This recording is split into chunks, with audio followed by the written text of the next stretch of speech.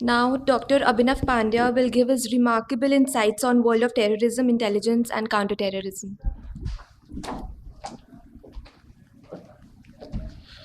Thanks, Kabir, for definitely, I would like to congratulate you on your very interesting and insightful remarks on terrorism. Before I begin, I must, I would like to felicitate two very special guests that we have here. So we have a Joint Secretary Counterterrorism, Mr. K.D. Dev, sitting with us here, and my dear friend Shah Faisal from Kashmir. Okay. Would you please come on the stage? We would like to felicitate you, please.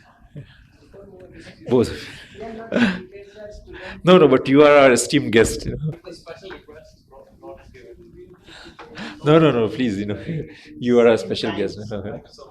A lot has already been said about, the terror financing and the various aspects of terrorism. But yes, I really agree with what Kabir mentioned somewhere at the end of his presentation, that how to end terror financing. Definitely, I mean, if I am asked this question, I would say it's almost impossible, because by the time you end it, they just find a way to get around it.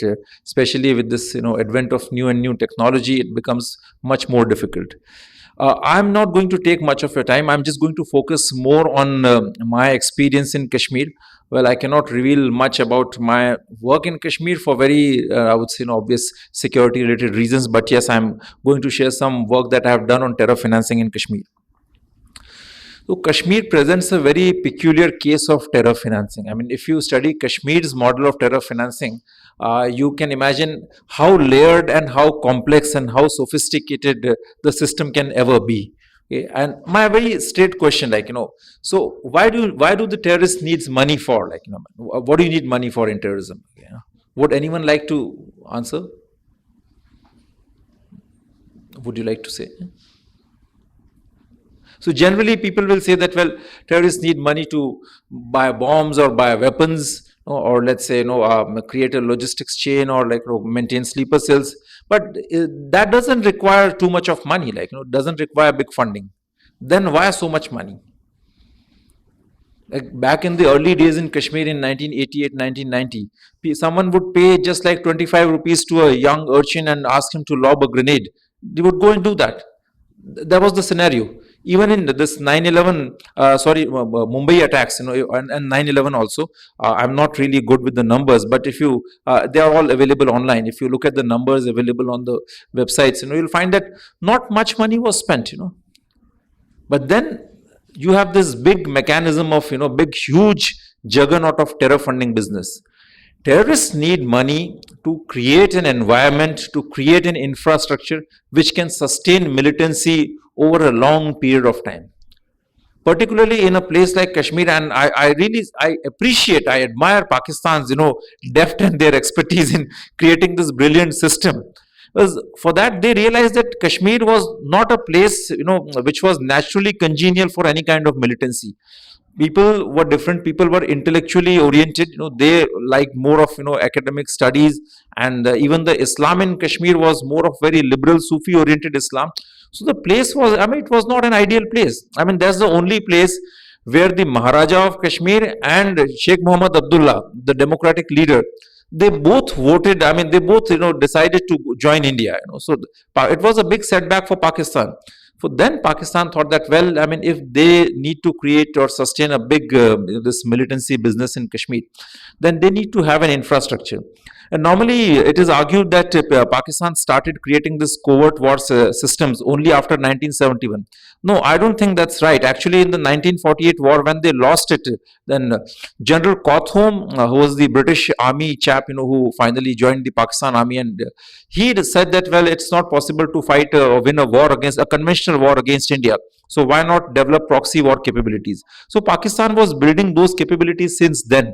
And if you read the memoirs of B.N. Malik, the legendary chief of IB, and then you'll realize that they were smuggling weapons. Even in those days, they were creating, manufacturing small terror outfits, but they were not very successful. So to create that business, they started investing in radical Islamist organizations like Jamaat-e-Islami. I'm not saying that the ideology was not present. Jamaat-e-Islami in Kashmir was was created in 1944-42. Please correct me, Shah, if I'm wrong. In Shopian, it's called Babul-e-Islam, right? So it was created there. But then Jamaat-e-Islami never got traction. Jamaat had major fights with National Conference. Sheikh Muhammad Abdullah and his sons and daughters, they hated Jamaat. And in fact, during the Sheikh Saab's rules, Jamaatis were crushed very badly.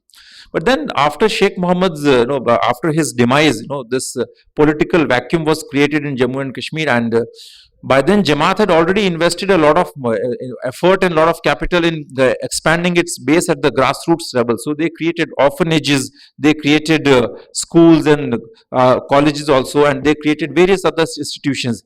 So in that, many students were studying, so they were radicalizing them. So that was the background, through which Jamaat, basically the radical Islamist background was created. So initially money was spent in that, and then it also became the source of generating money.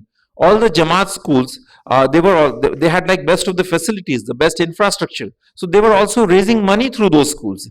And then the people who got into the state civil services, administrative services, police services through Jamaat connections, they were obviously very grateful to the coordinators who got them those really great jobs.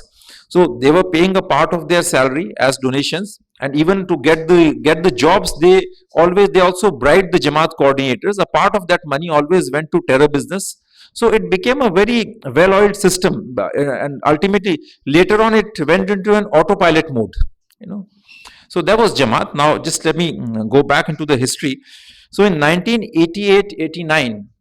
Though it's long, but for this presentation, I'll start from 1988-89 only. In the early days of militancy, where even Pakistan was not sure that he would get a very warm response from Kashmir. They would say that, no, we don't expect that even 30, 40 people would come. They cannot fight. But they were shocked to see that, once the call was given, 300, 400, 500 people, they started crossing the border. One of our another dear friend, Mr. Hashim Qureshi, who is responsible for that Operation Ganga plane hijack, he was writing in those days, and he warned that, they're trying to bring gun in the valley. Even Jagmohan was writing regular briefs to Delhi that they're getting gun in the valley. Even for that matter, Dr. Farooq Abdullah also, he was also giving continuous warnings. But then no one expected that Pakistan will be getting such a warm response. And once it started, it shocked not only the Indians but also the Pakistanis. And there was a time when in Kupwara and all those regions, Handwara, militants were roaming around in open trucks, just like what Taliban, does in Afghanistan. The situation was that bad. In Srinagar, you couldn't walk. Someone would just come. They would tell in advance that please keep your shops shut. And any convoy passes or any military police vehicle passes, they would just lob a grenade. It became that common.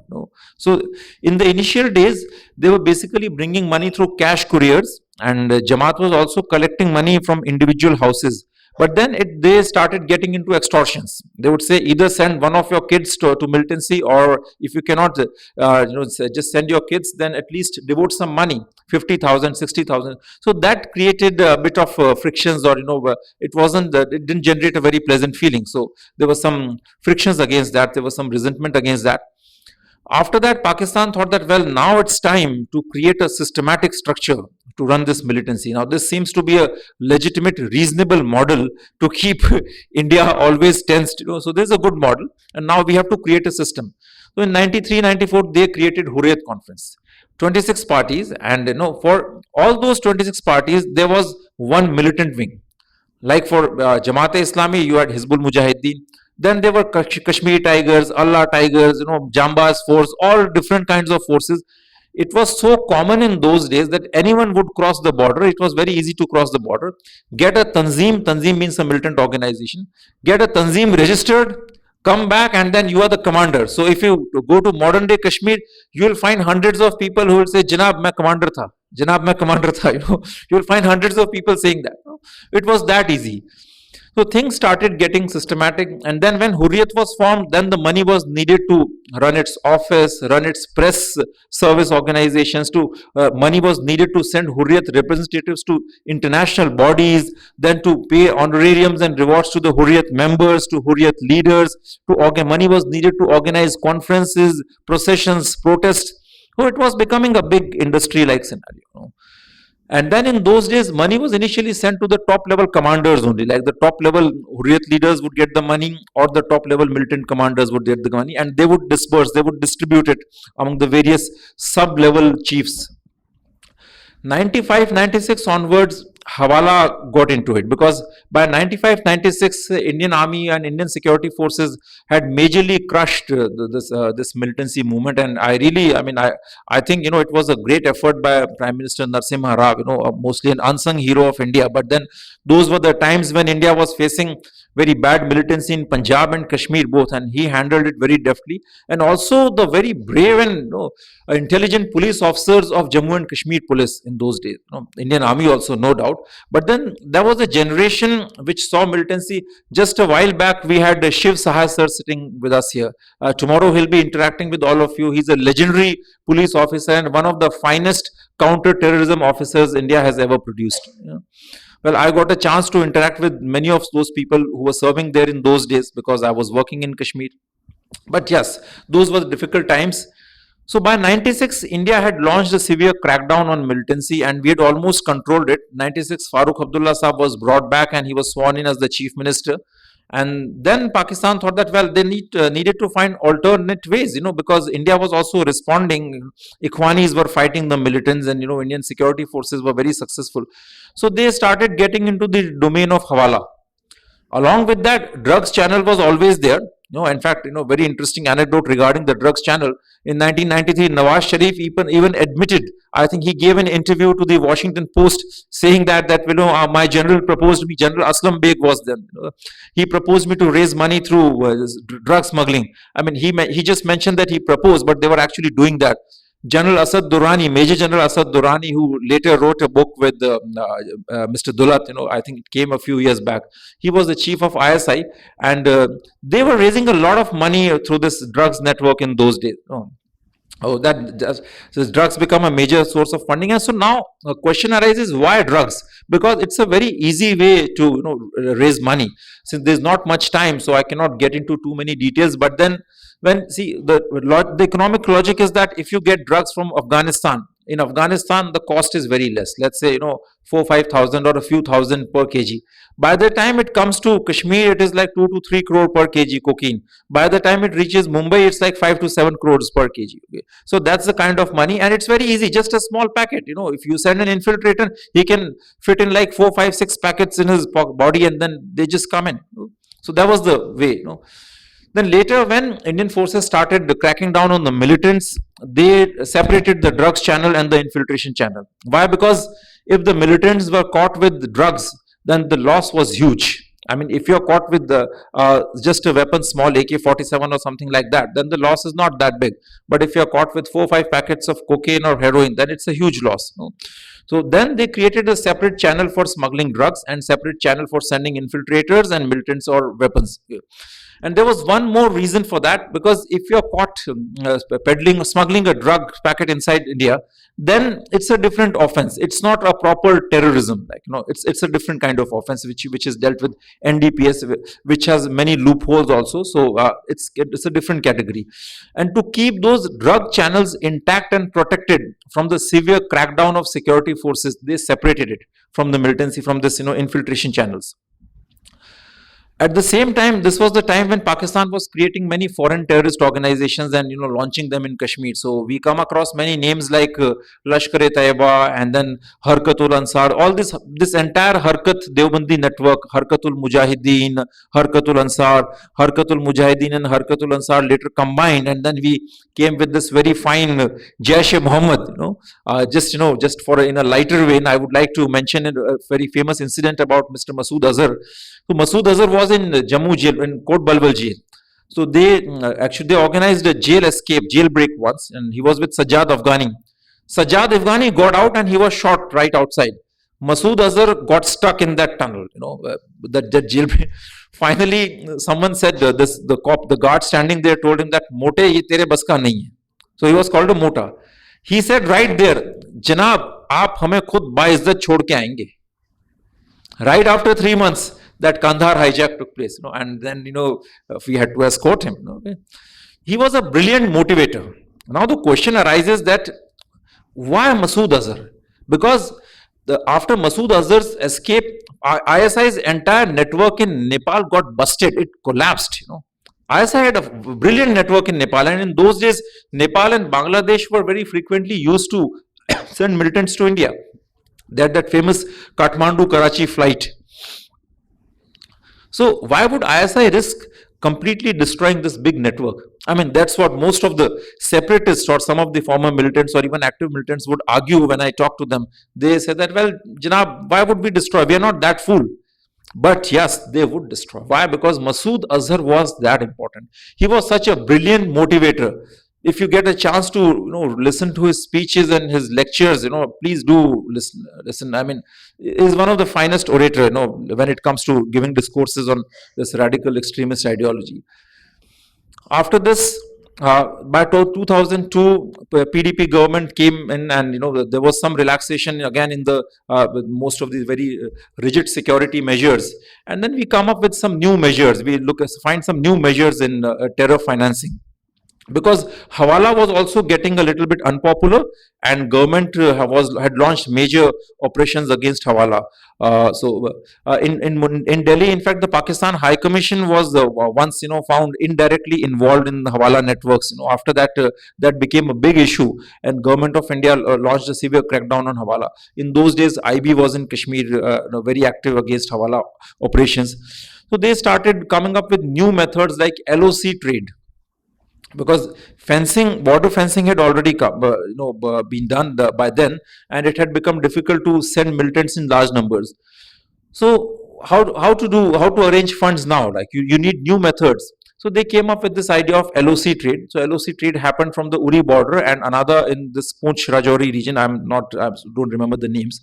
So in that, now that was a very technical way of smuggling arms, drugs, money. Very technical, because everything was checked and scrutinized. And how did that happen? Because it was the people who got licensed to trade, it was just like an inland port, like on the other ports you have customs officers sitting there. Also we had customs officers sitting, they were still sitting until recently, when it was banned in 2019 after the Pulwama attack. So the people who had the licenses, they didn't know what was being traded in their vehicles. So license was taken in someone else's name. He was a dummy character, and then there were people who were like actually just moving the trucks to and fro, and they were hiding drugs in those side glasses, in those the inner chambers of the trucks. Very innovative ways of hiding your weapons and drugs. Regarding weapons, they would completely disassemble an AK-47 and just hide its different parts in different parts of the truck. So if you have a barrel of a gun, kept in some part of the truck, you cannot differentiate it with someone who is not very well acquainted. He wouldn't know how to assemble a butt and a barrel, So they were very innovative, but then finally we banned this method also. Then another interesting method of raising funds through medical seats. Would anyone like to guess how to raise money for terrorism through medical seats? Yeah. No, not NRI quota. Sorry, that's very sophisticated. You'll put many NRIs in danger. Well, so in Kashmir, ISI created a scheme through Pakistan Technical Assistance Program. So in that scheme, the kith and kin of the deceased militants, they were given free medical seats in Pakistan, or like discounted, subsidized medical seats in Pakistan. Later on, the program was expanded, and even the others could apply for those seats. So here what happened, the people who wanted those admissions, they had to approach Hurriyat leaders who gave so each big leader was given a particular number of seats. And there were people designated by the ISI just to, assign those different seats to different people. So someone who had to get that admission, who would go and approach that leader and say, well, I want an admission. He would say, okay, give me 20 lakhs, 25 lakhs. Okay. So fine, he would give like 18, 20 lakhs, whatever. There was less than any other place. Like if you go for a paid medical seat, it's like 1 crore, 1.5 crore at other places. So paying 20, 25 lakhs is a good deal, not a bad idea. So they would pay like 20, 25 lakhs. Major part of that money would go to the terrorists and terror organizations. Some part would be kept by the Hurriyat, and a small part will also be kept by. Later on, the part became quite bigger. A portion which was kept by the Hurriyat leaders for their personal expenses, which they were spending on branded bags and branded, all the foreign travels and everything. And then those people would go to Pakistan. They would be given different medical colleges. They would study there, and they also helped in, sometimes carrying messages. Also, a lot of overground facilitation of the militant organizations, terrorist organizations, and they were creating a new generation which was totally indoctrinated, with this anti-India rhetoric, anti-India information, Pakistani fabricated propaganda. So it was very useful. Another way to raise money through Hajj tours and travels. That's very interesting. Now, if you go to Kashmir, every small little city, you will find umpteen number of those shops, which are working as travel agencies. And it's not just here. Like, even in US, among the Somalian migrant community, you had some of these, money transfer, like some of the money transfer companies, who were indulging in this kind of business. But in Kashmir, people who wanted to go to do Hajj or Umrah, they had to pay a particular amount of money to the local travel agencies. Now they would go to Saudi. There they will be taken care of by ISI's proxies. They had their hotels and everything well arranged. Here the money would go to travel agencies who would keep a small commission, and the rest of the money would go to terrorist organizations. While coming back, those terrorists, they were given the permitted amount of gold or cash, whatever. Like suppose if 40 people go, then one person can bring X amount of gold or X amount of cash. They would bring it back, and here again a big part of that would go to terrorism business. Then there were other innovative methods, like through these online mechanisms, like freelancer websites. Well, I offer you so and so service. This is consultancy. You pay me so and so. Those methods were used. Then mirror trading is also about cryptocurrency. Definitely Kabir mentioned in detail. So this is with the new age of terrorists who are more educated and more tech savvy. So my whole point is that militants get more and more advanced with technology and terror funding. So this is again a very cat and mouse game, and definitely for intelligence professionals, it's very interesting. So now, before I finish my yes. One important aspect regarding terror financing that I would like to highlight is what is the economic logic of terror funding.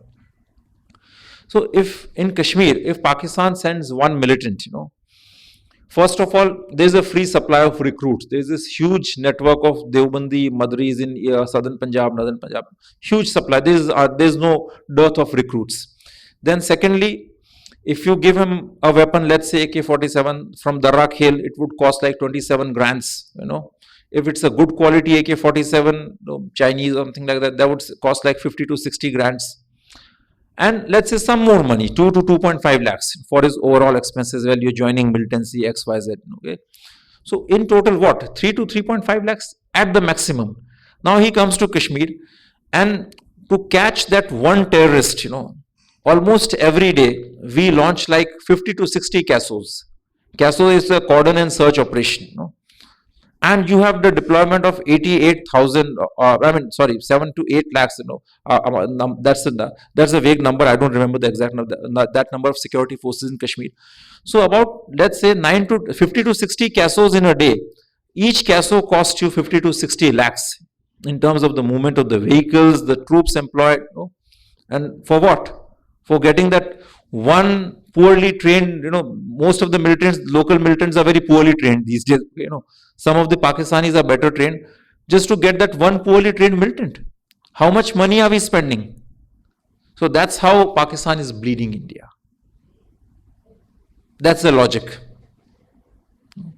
This is a war in which there is no decisive defeat or victory, but each and every day, the more and more you're getting entangled into it, you're losing it. Before I end, just a bit of thoughts on the intelligence. Yes. So I must begin with the fact that in conflict zones, actually, the word intelligence is a very loved word. In a place like Kashmir or in any other conflict zone, you'll come across similar situations where the life is very dead. You have a lot of devastation. The only thing which adds some thrill to your life is intelligence. You go and speak to any Kashmiri, he is completely in awe of, let's say, IB, R&AW. He'll have many stories to tell you about that. And the people in intelligence, they have a much better outreach, even better than the democratic leaders also. So the world of intelligence, the intelligence agencies become a part and parcel of the conflict zone, always. But then what happens? Normally, the intelligence world, like, it's full of civil servants, bureaucrats, and their approach is always to engage and manage. Political solutions can never be replaced by the intelligence based approaches. Back in 1990s or after 1996, we faced such trouble and very challenging situation in Kashmir that we were not in the position, even internationally speaking, to find any viable political solution for Kashmir. So we adopted the strategy of engage and manage. And Kashmir was mostly left to the intelligence agencies. And those officers did brilliant job, absolutely amazing job. Like, over the last 30 years, one movement which has diluted to such a major degree, that's Kashmir. I mean, Americans spent like 20 odd years in America, in Afghanistan, and what, like, they had to go with their body bags, and they lost it. India has been fighting a very refined and very layered war of narratives and militancy in Kashmir for last 30 odd years. And we are winning it. We are successful. Not just in terms of perceptions, but also in terms of the situation on the ground. And the intelligence agencies did a great job in those days. Now, whether it's good or bad, well, that's a very different area and requires much detailed exploration. But a few anecdotes. I mean, Kashmir is always a nice place for intelligence wars between India and Pakistan. So back in 2019, while I was there, we used to sometimes, we were involved in certain, I would say, things on the ground. And there was one episode in which I was talking to one senior police officer who was actually, he had cultivated someone. So this guy was working as an OGW with a terror group. And then he proudly told me that, well, sir, we are doing a great job. We've got this guy on our side, and he'll help us, this, that. For about a month, they were meeting discreetly and everything. Finally, one fine day, when that guy was meeting that superintendent police, he gets a call from Pakistan. And then that fellow tells him that, तुम्हारे पास में जो SP बैठा है उससे बात कराओ. Then he named XYZ. Well, Janab Zafar Saab, it's a imagined name, fictitious name. आपने क्या समझा है हमको? हम बिल्कुल बेवकूफ हैं. We are not fools. We are keeping a better track of. We've been tracking this guy for a month. Another incident. When I went first time, for my research, after my, almost a month-long research, I had to meet a very senior intelligence official, for some interview. And then I was a naive, almost a student, back from America after my master's in public affairs at Cornell, and always sent to Kashmir for a very, I would say, had no idea it would be such a challenging and a risky research work. So in the evening, I was invited there, and we had nice dinner, with the few officers, and after I came back to my guest house, I found that I had lost my diary, in which I was taking some written notes, and then I had interviewed almost 300 people, their names were mentioned in that diary. I spoke to all of them, and they said that, well, you're going to get us killed. If this diary reaches certain, undesired quarters, we'll be shot dead the next day, And I was scared, I was scared like crazy, like what to do, what's the way out. So I spoke to some very senior functionary, I spoke to the DGP, I spoke to the chief secretary then, and then they said that, well, it cannot, get away from your guest house, this, that. Okay. Then I spoke to one fellow, who I had interviewed. So this fellow, he was from Budgam, and he had done his master's, not done his PhD from Islamabad. And there he had a good experience dealing with ISI and all. He told me that, well, let me take you to some fakir here, in the old city. So he took me there, and then he made me talk to that old fakir, and then, Janab, where's the diary? He said, Mil jayegi. Then I came back. After that, he asked me Did you meet anyone from the agency last night, yesterday? I said, yes. Okay, please call them. No? I called that guy, who had invited me for a party. I asked him, sir, I think I left my diary, okay, and I have already spoken to the DGP, Chief Secretary here. Okay, I don't know, this is becoming a big issue. Then that fellow said that, oh yes, yes, you forgot your diary yesterday at my place. I'm sending my boys. They will deliver the diary at your guest house. Okay. After the diary reaches, I just had a look at that, all photocopied. So these are little stories of intelligence. In the world of intelligence, it's a very dicey, tricky issue. Sometimes we create assets and networks, but then they become double assets. There was a time when people, ISI would invite locals, and they would say that, well, first go and get recruited at IB Raw, and then come to us. Okay? Then we'll hire you. Okay? Sometimes people who work for you, and then after that, we just dump them. They are dumped. Okay? They complain. So it's not a very clean world, but then yes, a part of life. There was a time when, it's all in the open sources. I'm not mentioning anything which is hidden from or which has not been mentioned. It has come out in various biographies and autobiographies. There have been allegations where we were bribing Hurriyat conference to keep peace. There were times, and there were people who were like felicitated as their dear sons and daughters, young political icons of Jammu and Kashmir. They were jailed in terror financing later. I'm not mentioning the names, but I'm sure people here are aware and familiar. So these are the I would say nuances of the world of intelligence, but that's how it goes. Thank you very much. I think I've taken more time, okay, and I guess I'll hand it over to our next speaker.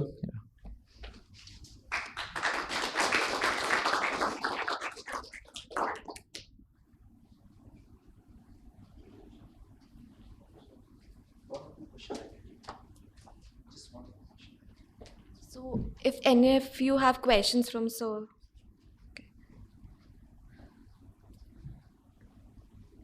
Yeah.